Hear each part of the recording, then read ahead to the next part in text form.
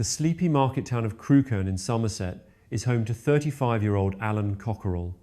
Unlike most residents of the town, Alan is harbouring a dark secret that has been a struggle for him his entire life. Alan is a Henrysexual, meaning that he is sexually attracted to Hoovers, but in his case he has taken an interest in Henry Hoovers, which are built locally over in the nearby town of Chard. I wanted to find out exactly what it was that made Alan desire these useful household appliances and decided to spend a few days with him in Crewkerne. Alan, thanks for letting me come into your home here in Crewkerne. I suppose the really obvious question that you probably get asked most is how did you find out you were first attracted to Henry Hoovers?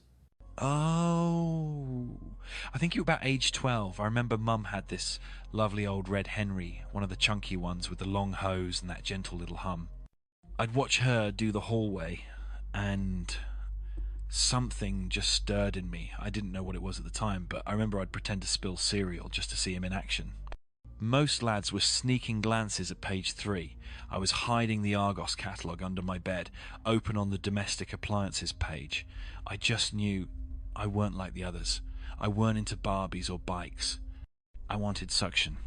Controlled, obedient, industrial suction. That makes sense, Alan. It must have been very confusing for you to have found yourself attracted to Henry Hoovers at such an age. Now, Alan, another question I have is this. With plenty of Hetty Hoovers available, you have specifically chosen to seek intimacy with Henry. Why exactly is that? Yeah, I mean, I'm a Henrysexual. Always have been. I'm just not into female Hoovers. Never have been. Hetty's lovely, don't get me wrong. She's just not my type. Bit too flouncy. I like masculine machines. Solid, sturdy, bit worn round the edges. Henry's got that classic bloke energy, you know? No nonsense. Just turns up, gets the job done, doesn't say a word. There's something deeply sensual about a man-shaped cylinder on 4 wheels with a 10-metre cable and a motor that hums like Barry White.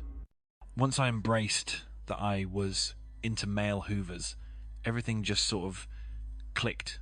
I can't say that I see the appeal, but when I was a young man, I once had a 10-week affair with a pink flamingo called Barbara on holiday in Mallorca. I suppose this is all pretty normal for Crewkerne. It was certainly interesting talking to Alan, but I knew there was something more, something darker under the surface, waiting to rear its head and surprise me. As I looked around his house, Alan took me to the cupboard under his stairs. There we found his stash. So Alan, why have you brought me here? Seems like you have some kind of Harry Potter set up under your stairs, but with Henry Hoover. Why are all these Hoovers under the stairs? These are my past partners. Previous Henrys I've loved. Each one had a special place in my heart and in my home, but they wear out, don't they? Belts snap, motors burn out, suction fades, just like people. I can't bring myself to throw them away. That'd be cruel. There's one in here called Clive. He got clogged with pet hair during a particularly intense session on the stairs. Never recovered. Another one here called Trevor. He fell down the cellar in 2018. Tragic. But I keep them all. I still visit them. Sometimes I sit in here with a glass of port and tell them about my day. Henry, my husband, he understands. He knows they're part of me. Part of my journey. My suction lineage. That's all very disturbing, Alan, but I suppose we live in a country where there is tolerance and understanding, and it would probably be a hate crime for me to offer anything other than support for what you're doing here. I love it. It's beautiful.